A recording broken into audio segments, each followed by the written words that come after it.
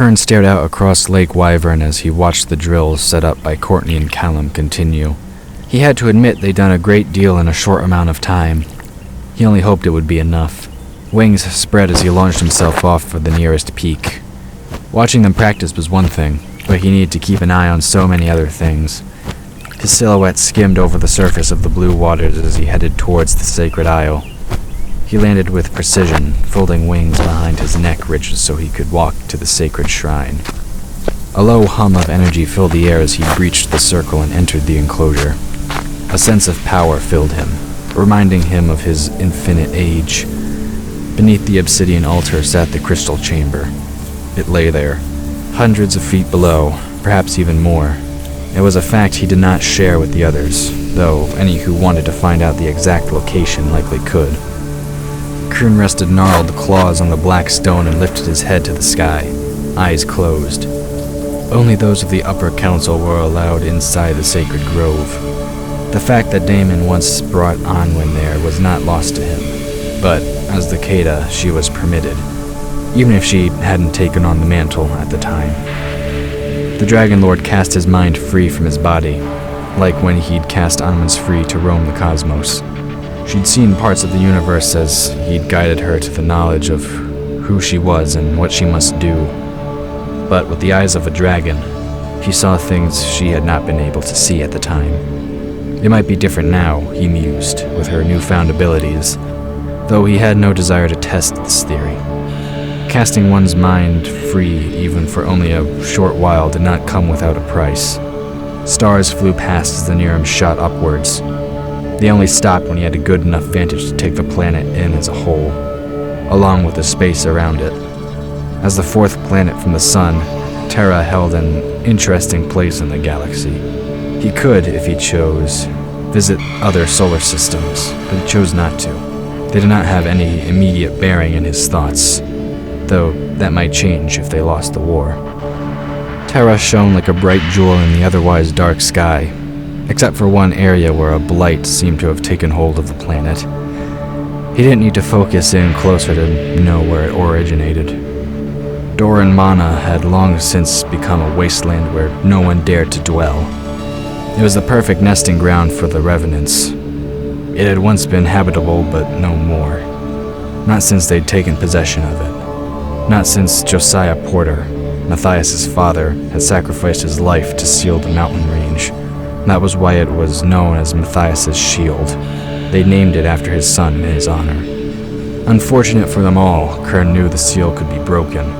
In fact, even now he could see the revenants at work against the barrier.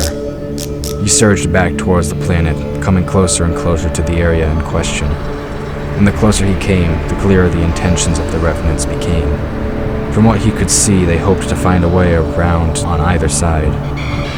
They would have gone by water, except for the seals placed around to prevent it. No, this was the most direct way for them to come. He only hoped they would cross through the desert and leave the majority of the mortals to their own devices. They were not a part of this fight, though it might come to that if they couldn't at least hold them at bay. Out of all the dragons, only Kern understood what this battle meant. If the revenants won, there wouldn't be anything left for them to fight for. Kern pulled on his body, returning to its confines. He'd seen enough. Of Damon, Anwen, and Walter, he had no idea. He'd not been able to observe them from his perch in the heavens. Perhaps they were covered over with something, or the Kalari did not wish to show them to him. When all was over, he would have to ask them. The dragon moved away from the shrine with a heavy heart. Their time was running short, and he still didn't know if his son and his friends had any success in finding the lost mages. He turned to make room to launch himself into the air, only to pause. A light orb seemed to bob in the air ahead of him, vying for his attention. It wasn't the typical kind of orb, though. The dragon smiled as he realized what it meant. He reached one hand to touch it. Light erupted outward as he did. My lord Nurrim, we have found the lost mages. The Nurrim bowed his head as he received the message Damon had sent him.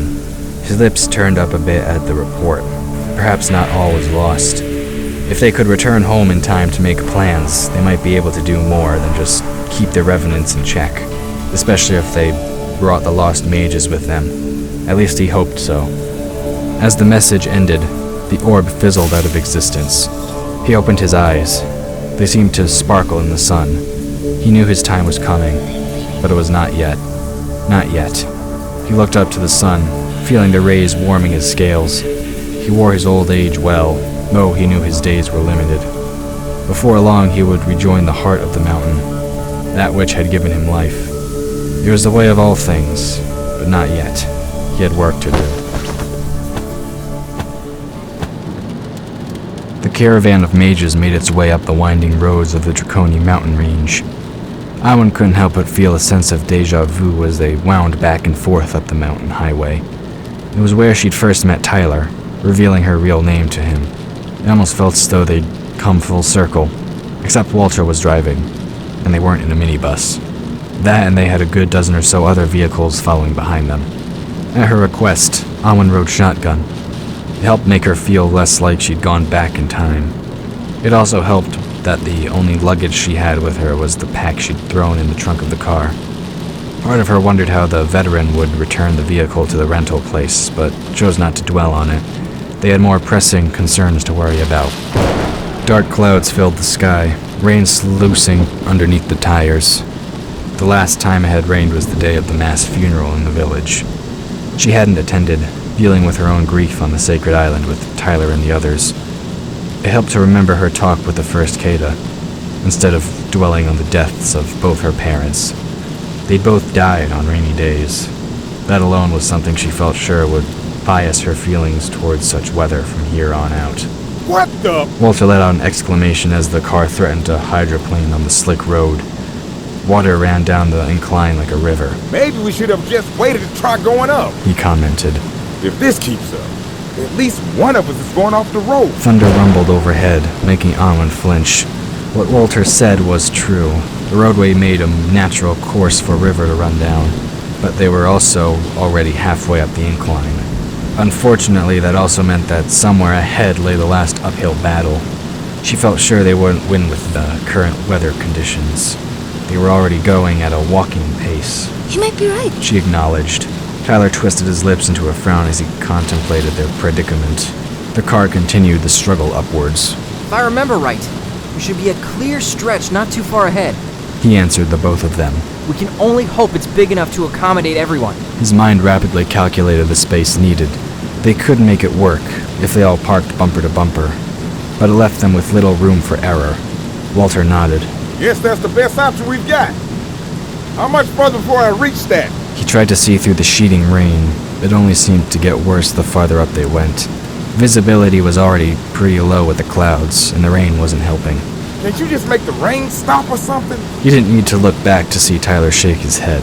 That would be against the natural order of things. The dragon apologized. But if you can keep going, I can guide you the rest of the way to our resting point. The car slowed to a crawl as Walter followed Tyler's instructions. The rain continued down in a deluge of water.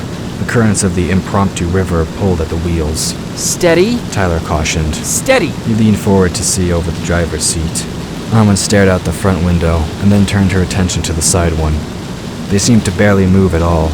A sense of foreboding filled her as the rain filled her senses, blocking out everything else. Thunder rumbled, but she didn't react. There was something wrong with the rain. She just didn't know what yet. This isn't working. Walter called out over the sound of rushing water. It pelted down on the vehicle like a maniac on the drums, threatening to drown out all other sounds. He wanted to cover his ears and block it out, but didn't dare release his white-knuckled grip on the steering wheel. Without warning, Anwen threw her door open. Wait! Tyler called out in warning, but she didn't heed him.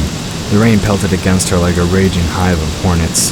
At the same time, the flowing water threatened to sweep her downhill. Anwen! Tyler yelled, but she slammed the door shut, blocking him out. He struggled to open the door closest to him, but couldn't. For whatever reason, it wouldn't open. Neither would the one on the other side.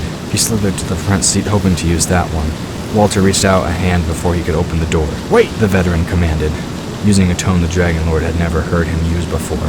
He couldn't help but look up and was almost blinded by a sudden flash of light right in front of them.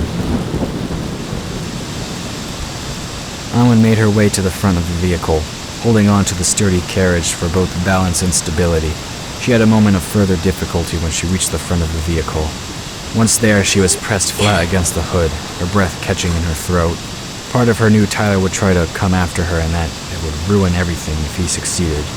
She felt her fingers tingle as they pressed against the metal of the car. With a bit more effort than she wanted to spare, she coaxed the locks to remain firm so Tyler couldn't exit the vehicle. Then with one hand still pressed against the hood, she held out her other hand, the one with the mage ring on it. Bright light flashed out from the jewel. He turned the available light in an interesting mix of green and gray. Ahead, another sound overshadowed the pelting rain. Her feet slid a bit, though her legs pressed against the car, saving her from falling on her face and being swept away. A white wall of foaming fury barreled down the roadway as she clenched her teeth. The rain lashed her face as hail joined the fray. The flash flood roared on down and she had to pull her other hand free from the metal to press against the flow. She thought she heard laughter in the foaming mass. The thought made her brace herself even more against the coming onslaught. Her hands clapped together like thunder, creating a sort of rift between them as she parted her palms. Practically screaming from the effort, she threw her arms wide. The waters split around her to rush past the vehicle on either side. Her arms trembled from the strain as her muscles protested against the intensity of it all. Her eardrums threatened to explode from the pressure. The water continued to rush headlong down the mountain road as Walter stared in shock. His gaze fixed so firmly on what was ahead that he didn't realize Tyler's body had gone just as rigid as Anwen's had. It didn't matter that he could barely see her. The dragon's arms shook with mirrored effort as Anwen mentally called on him for help. It was only when Tyler let out a loud exclamation that Walter turned to stare at him. It was half yell of defiance, half scream of pain. But for all of Walter's attention, he couldn't make his body move. It seemed as though some force kept him from moving any more than turning his head to one side. He stared in shock at the strain he saw on his friend's face. And all the while, the water rushed around them like it was being shot from a high-pressured cannon. The veteran couldn't help but wonder how much longer this would last. Could his companions withstand the obvious strain this put on the both of them? The fact that Tyler also reacted to it told him the two must be sharing a joining moment. It was likely similar to when Anwen had saved them from the landslide less than a week prior. He didn't dare look out the rear window for fear that the other vehicles were not protected as his was.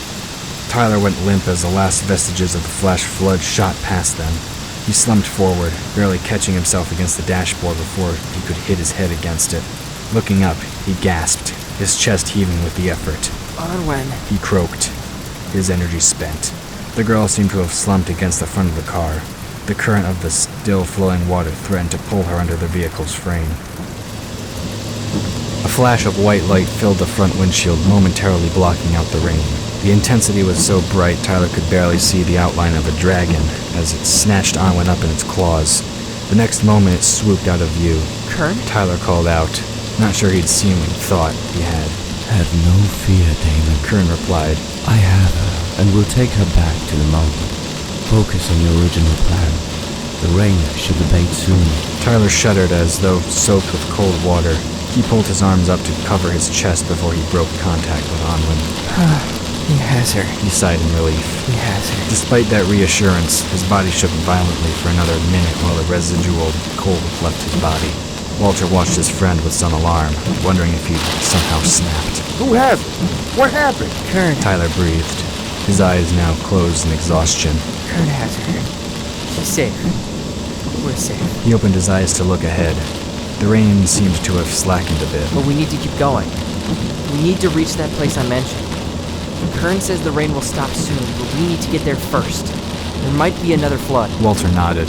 Finding he could move his body once more, he gave his friend a brief pat on the shoulder. He then encouraged the car to move ahead once more. After more careful maneuvering, they finally made it to the place Tyler had said would be there. He looked back, counting the vehicles from his side mirror. He couldn't help but feel a sense of relief fill him at the realization that they were all still there. I could sleep for a week after this. The veteran admitted as he turned off the engine. Think I can get in at least a little nap before we can move again? He glanced over at his friend for confirmation, but Tyler had already dropped into sleep.